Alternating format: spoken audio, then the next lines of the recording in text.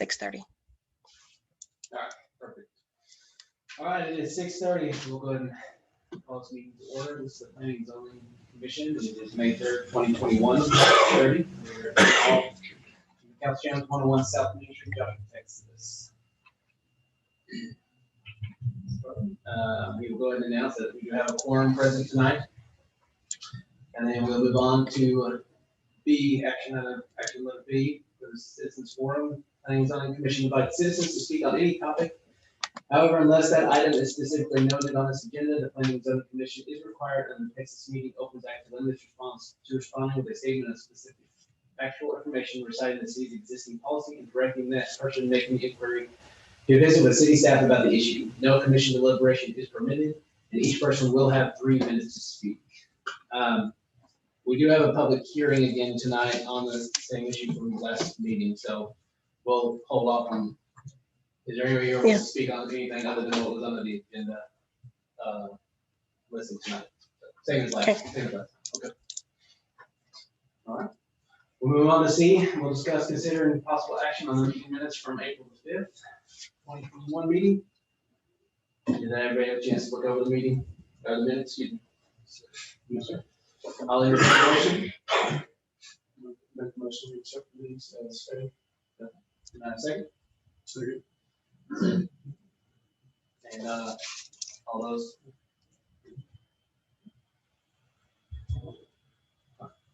I did not see Mr. Gage's hand. There we go. Thank you. Unanimous. There we go. All right, moving on to D.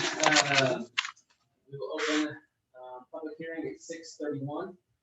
Public hearing on the request for a zoning change regarding the .016 acre of land known as Lot 9, S 28 foot, and Lot 10, Lot 5, original town of Joshua, that has been done by our survey, tract number 29, County of Johnson, Texas, located on the northeast corner of North Main Street and East 12th Street, to change from a C1 restricted commercial district to the PD or Plan Development District and associated detailed site plan located in the Heritage Preserve Overlay District for the development of a retail building. And I'll turn that over to the city staff. Okay. The property was originally platted as the original town of Joshua. It's located within the Heritage Preservation Overlay District. And as properties develop, they need to have a plan development designation to meet the design requirements of that district. This property is zoned C1 restricted commercial. The proposed development of this property is to allow for a retail building with multiple spaces. The proposed building will be 5,090 square feet. This development will be required to submit engineered construction plans and will also be required to replat. The city has agreed that these matters may be part of the construction and planning review process. The following exhibits meet the minimum requirements as set forth in the ordinance. We have the landscape plan, the site plan, elevations, and the parking lot site plan. And the Heritage Preservation District has made a recommendation for approval of the this change to the plan development and the detailed site. Okay. Owner's presentation. I don't know if you guys got the site plan, but as you can see, it's just 4 separate spaces. They're gonna be retail and retail only, no restaurants. So basically what you're looking at is what you're gonna get. Is there anybody here that wanted to speak in favor of this request? And any of those against? All right. I'll close that public hearing at 6:34. Moving on to E, which is to discuss, consider, and possible action on making a recommendation to the city council on a request for a zoning change regarding the .16 acre of land known as Lot 9, South 28 foot, and Lot 10, Lot 5, original town of Joshua, designated by our survey at number 29, County of Johnson, Texas, located in the northeast corner of North Main Street and East 12th Street, to change from a C1 restricted commercial district to the plan development and the associating detailed site plan located on the Heritage Preserve Overlay District for the development of the retail building. Is there any questions? This is where we can bring back for discussion. If anybody saw anything in there that they want to discuss or any questions regarding what was about? Okay, no further discussion, I'll entertain a motion. Make a motion to approve. Motion to approve by No, second. Mr. Hughes, second by Mr. Mullen. All those in favor? All right, so carries unanimous. Unanimous. All right. Sir, appreciate it.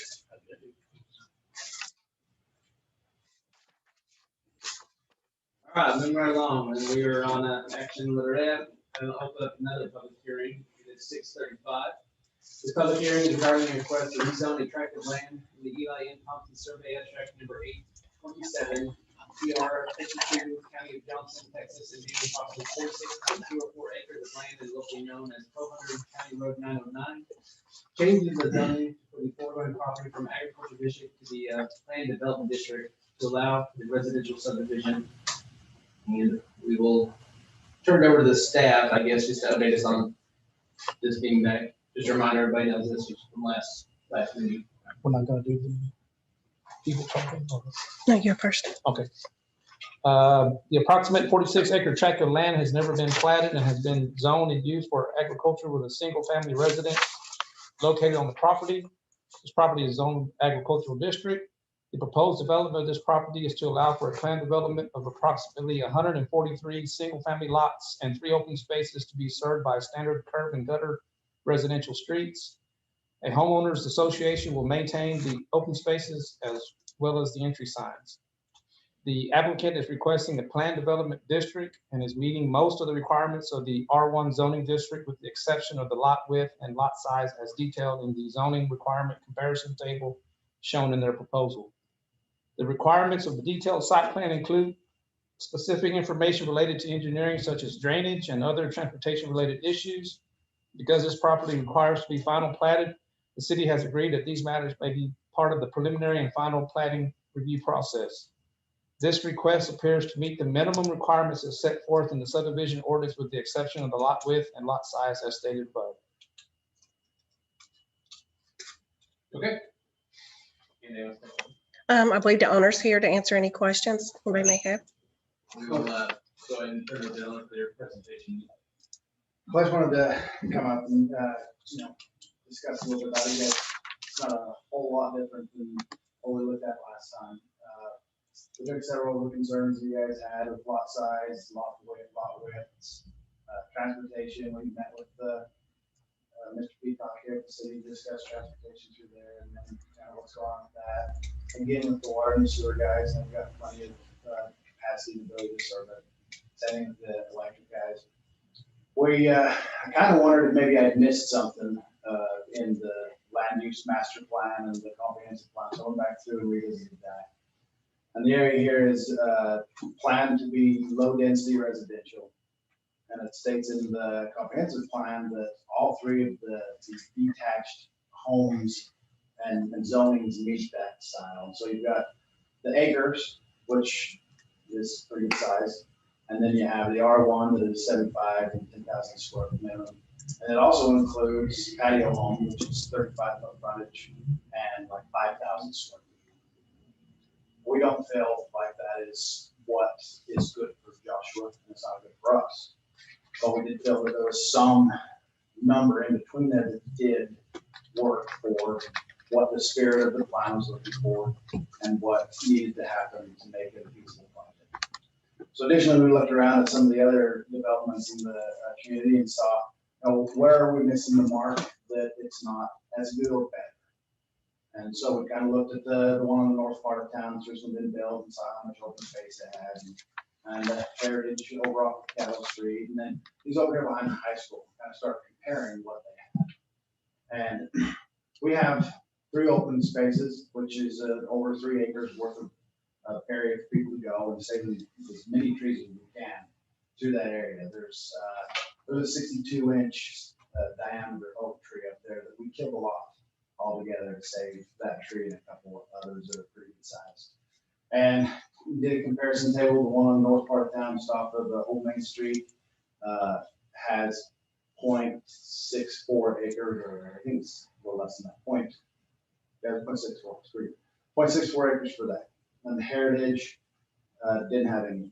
And most of the others have very little open space or trails that have ability for people to get around and to see. We're providing a pavilion for the community and some additional off-street parking so they can use it as a community through there. And so we're going to see where we were missing the mark, that we're not at least as good, and in most places quite a lot better. So we reduced the lot count by 10.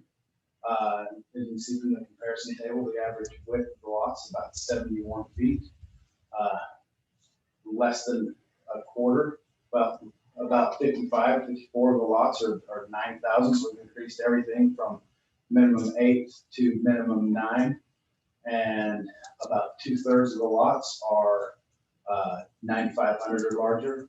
And the average lot size is 11,500 square feet. So they're not small lots. They're, they don't have 75 feet of frontage, but they're not a small lot by any means. And so we kind of felt that between the comments that the residents around had and the Planning and Zoning Commission, along with the comprehensive land use plan, that we aren't meeting a straight R1 zoning, but we aren't asking for R2 zoning. And so we felt this is the place that gives the Planning and Zoning Commission and the council the ability to look at the merits of development and say, yeah, this meets what we were looking for. This meets where we were trying to go with this type of development, and gives the flexibility to see that we're giving a fair amount to make it something maybe more outstanding, a little more unique than just your run-of-the-mill straight zone. And through those give and takes, there's the ability to kind of come up with something that works for everybody involved. So basically, that's really all we have to update you on. So I feel like that through the comments that were made and the revisions that were given, that there's a lot more lean towards that standard zoning that you're looking for, with enough ability to adjust it so that it can make it work as far as the project being feasible. So, do you have any questions on what we did or kind of what's being presented? What did you talk to Mike Peacock about on the roads? Well, it's like the transportation is part of it. What the road looks like and how that's going to be, and we agreed, like we said previously, to improve that section that's in front of the subdivision, and then where it's going with that, and kind of their plans for it. I don't recall exactly all of his plans, but he understands that the remainder of it is something that the city's looking at, and knows that there are roads in the city that require some attention. And this is one of several of those, but that additionally, I could talk with last meeting a little bit, that without some sales tax and property tax revenue, that's going to be pretty tough to meet those kind of requirements. And so he wasn't willing to give up anything to us, and I wasn't asking anything to give up. We just want to do what needs to be done to do our part and fix what we're going to be working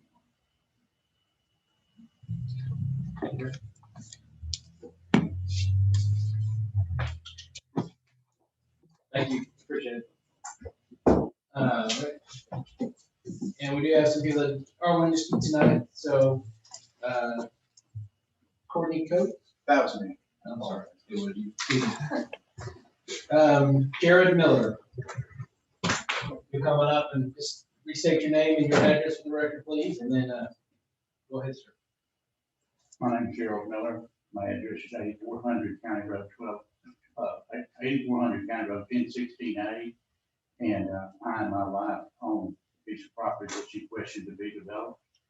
And I would just like to speak on behalf of that. I think that it would be a boon to the city. It's going to put rooftops. It's going to enable people like Mr. Rumsfeld, this development, all this stuff, to have people come in and spend money in Joshua. We've got the development down here on the highway that's going in. development across the road on that, on 731 or 174. And, that's what we're about. We're about growth and we're about families. It's gonna be a nice subdivision. It's gonna be gated. We're gonna bring sewer that direction that can be used for future developments. And, obviously I might be a little biased, but I think that, that it's gonna be a boon to the city. So, that's all I have. Thank you. Thanks, sir. It's not going to be created. It's going to be- All right, and one more person signed up, Mary Steve. You also come up here. Redundancy here. It's okay, we appreciate you showing up. Okay, let's get your I name and feel address. really for the record. alone today. I am Mary Jo Steve, from 1304 County Road 909. And in the words of Yogi Berra, it's deja vu all over again. Because just last month we met and the committee voted not to rezone 1200 County Road 99 due to legitimate concerns. We are here again with only minor adjustments to the plan that make no significant improvements to its impact on the surrounding community. Instead of 155 building sites, they now propose 143. Lot sizes were slightly adjusted to provide some larger lots, but it remains that the average houses per acre from the first proposal was 4.5, and the second proposal is 3.6. It's still a very dense population compared to the surrounding area. I'll challenge you, because I know a lot of you live in Joshua Meadows, to add 2 houses to each of the lots that you live on in Joshua Meadows and see how it changes the look and feel of your community. My objections to this proposed development remain the same as before. Extreme addition of traffic to an already inadequate road, potential of 286 additional vehicles, a very dangerous condition. Noise pollution from construction and overpopulated area, light pollution from streetlights and households, increased potential for crime and vandalism, possible inadequate water supply, and questionable sewer system. Although I did talk to JSUD and they assured me that everything had been approved. Increased taxes on our property without real added marketability, added flood risk due to restricted drainage, and I will again personally attest to the historical issue of drainage across the southern portion of the property, and loss of natural beauty, the beauty and tranquility of our surroundings. You say that newcomers to our area want neighborhoods like the one that's proposed here, but did it occur to you that after living in cubicle cities, they might actually enjoy having some room to breathe? And it is my opinion that our city leaders and developers are setting the standards in order to optimize the intake of money. The monetary reward is far more issue than what is best for the citizens. I have noted that even with the additional tax revenue from annexation and development, the improvements to infrastructure never seem to take place. You serve the citizens of the city as well as the city. Please listen to the citizens of Joshua. Please ask us what we want and what makes us happy to be here. Help us feel that you are here for us and not against us. Thank you. Thank you, Misty. Was there anybody else that want to speak tonight? I don't have anybody else I know. Was there anybody online that you know? No, sir. Okay. All right. Was there any rebuttal?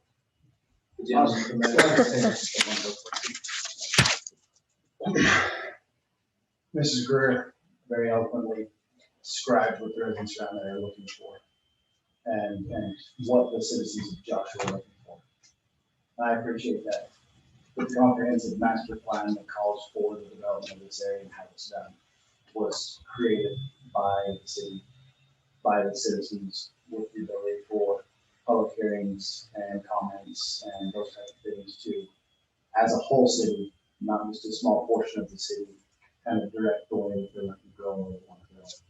And they looked at it and said, they want some low density development in this area.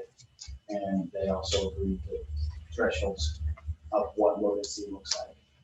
And this is not low density for West Texas, but this is extremely low density for the Metroplex and for Ferguson, and for many other areas.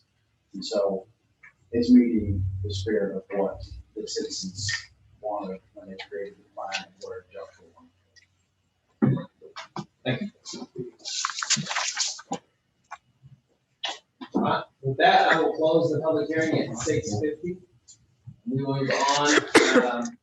The next action item, which is to discuss and consider the zone request. So a few things, obviously, did everybody have a chance to look at the changes? I know you went over them as well, that we talked about. So as a reminder, just to the audience as well, that this is just the zoning request to change to the plan development. So there's no drainage study done at this time. That will have to be done because they have to assure us before they're allowed to break ground that they're not going to put any more water on anybody else's property. That's required by law, and that's something they still have to provide. So this is not saying they get to go start breaking ground tomorrow. This is allowing us to the opportunity to have the zoning request done. And correct if I'm wrong. Correct. So that's what we're looking at, is just this opportunity. So just consider that for the people that are concerned about Jason water. Should something happen, they can't provide water, then they're not gonna put houses out there that they can't supply water to, which we all know, as well as drainage. They're not gonna dump water on anybody else's property. And that's where our engineers get involved in all that. So that's all gonna be done at a later time to ensure that nothing else like that. And if any changes are gonna be required because of that study, then that's, we'll come back to present that to make sure it's still gonna be feasible. So, just some reference to the board. I know that he mentioned a couple things talking about some of the other subdivisions. Wildwood, and I'll pull up my number one of the subdivisions. That one, and now it's up, correct me if I'm wrong, I said is 66 homes, 47 of them were under the 10,000. Correct. Is that correct? And that was approved. And that was in 2018, and then 2019 Heritage 2, there's also 88 homes, and 76 of those were below the minimum requirement as well. That's correct. And I believe that was 2019. 2019. Okay. So just reference, like, this isn't the first time that we've seen this, and I understand a lot of the frustrations that come with that on obviously you've seen both sides, the citizens out there as well. The road improvement, catch 22, roads cost a lot of money. We all know that. So, those improvements have to be made throughout the entire city, not just on 909. I think we've got to be in the city. Most of Joshua is in desperate need of some roads. So, just saying that some of the concerns that were brought up in this meeting, last meeting, just to make sure that we bring this and as we open this up for discussion and deliberation here, just things to think about. The R2 zoning, what is the minimum requirements on that? It is quite smaller than what the R1 is. But this could be, if nothing is happening tonight, then the possibility of someone else coming back and developing this or requesting a development for R2 is a possibility for Correct. smaller lot lines and smaller houses. That's an option. Anybody can think, well, they can come back and put R1L. I mean, that's all an option out here for this current comprehensive plan, which is what it's showing Joshua to be all residential homes out there as the city continues to grow. So just some information out there for us to deliberate, to discuss. But with that, any other concerns or questions what we have over here tonight that we wanted to discuss? Or any of the same concerns, different concerns that have been brought up, or? I have the same concerns as I did last time. I mean, for me, the minimum is the minimum is the minimum. The spec is the spec is the spec. And I know we've got other areas that are lower than this, but I wasn't on the board then, so. Sure. And I echo those same feelings. Also, I understand this area is going to be developed at some point. Mm-hmm. Living in Mountain Valley myself and watching them put 3 homes across my backyard, pretty devastating. But this is also the first development in this planned area that I'm aware of. Is that correct? Or is there well, essentially in this area. And I'm concerned that starting exceptions off with the very first one will set a precedent that I'm not sure I'm prepared to accept. You're referring to development in that area. In that area, future development that may come. Okay. That's my concern as a member of this board. It's setting that precedent on the very first one. And just going over this, the table that everybody went over, so there will be some lots, and I guess correct me, but some of them will be 60 foot. You said the average of all the 143 is gonna be a 71 foot, proposed lot? Yes. Okay, so 4 foot variance from the current standard. The depth is gonna meet the requirement, and then the average lot size is over the current 10,000. So there will be a mix in this subdivision. There are many lots in here that meet the 75 by 120 for the 10,000 square foot. Yes. How many of those are, there we go. Yeah, I've got that up and running, so there we go. Okay, so the 40 of them meet or exceed, and then 9 or larger, 16, and then the 2, 19,000. That is not including the open areas. No, those are all. Those are all lots. Okay. So the 143, it looks like there are Less than half. less than half or under the 10,000 square foot requirement. Well, less than half. Oh, less than half, oh, I'm sorry. Okay. I think that's wrong.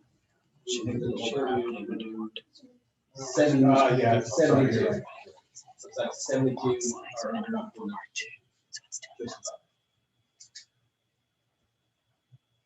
So, Once you start going against the rule of saying 75 feet, come out and say, I want to build on 12 feet.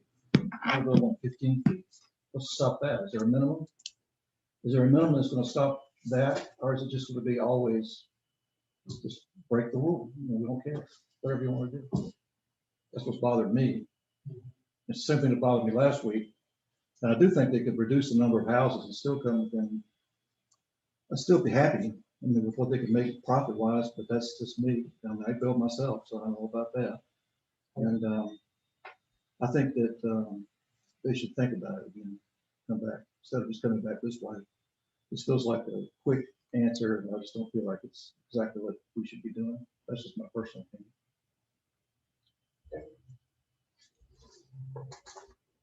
any other discussion? Questions for the developers or two staff? Have you done a plot with minimum 75-foot fronts across the whole? Yes, it was not feasible. It's not feasible. How many homes would it reduce by to do that? Just a question from us. We would get approximately 105 houses.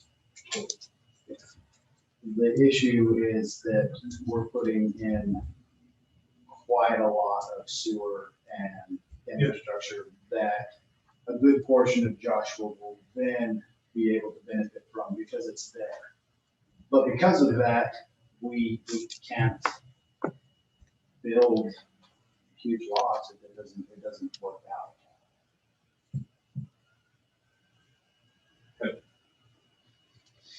So, now I think that's it. If there's any other facts or is there anything else that wasn't brought up that anyone wants to bring up? Again, there are some variances there that came back from the first time, 153. So you cut 10 lots to open some areas. Well, you know, obviously, a lot of concerns and questions, and, you know, it does meet what is the future use. Opening up the floodgate to changing them, that's already happened.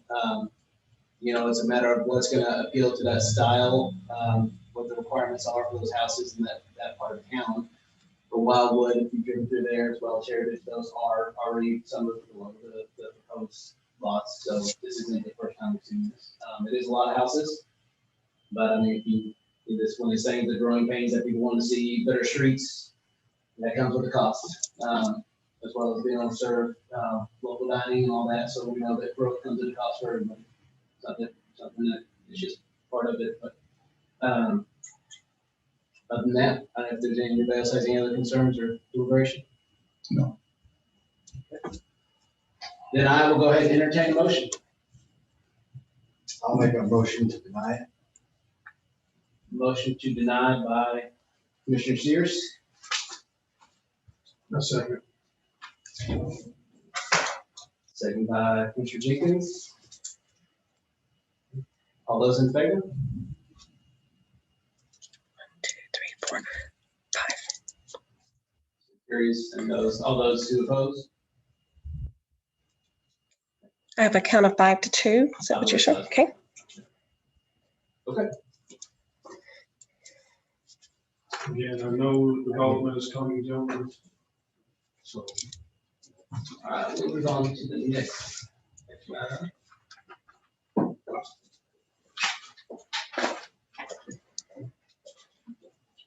All right, discuss, consider, and possible action on approving the final plat of Lot 9, Block 1, Joshua Station Edition, being a 1.1529 acre tract of land situated in the George Caston Survey, abstract number 173, City of Joshua, Johnson County, Texas, located on the northwest corner of Palm Street and Broadway. I say how we city. The preliminary plat of the Joshua Station Edition was approved in 2008. There have been numerous final plats and replats of this 44-acre tract of land since 2008. This property is zoned PD, planned development. The application is for the development of a fast food restaurant with drive-through service for a Panda Express. The proposed building will be 2,381 square feet. Water and wastewater is provided by Johnson County Special Utility District. Right-of-way dedication has already been dedicated along all abutting streets. This plat appears to meet the minimum requirements for a replat set forth in the City of Joshua subdivision ordinance.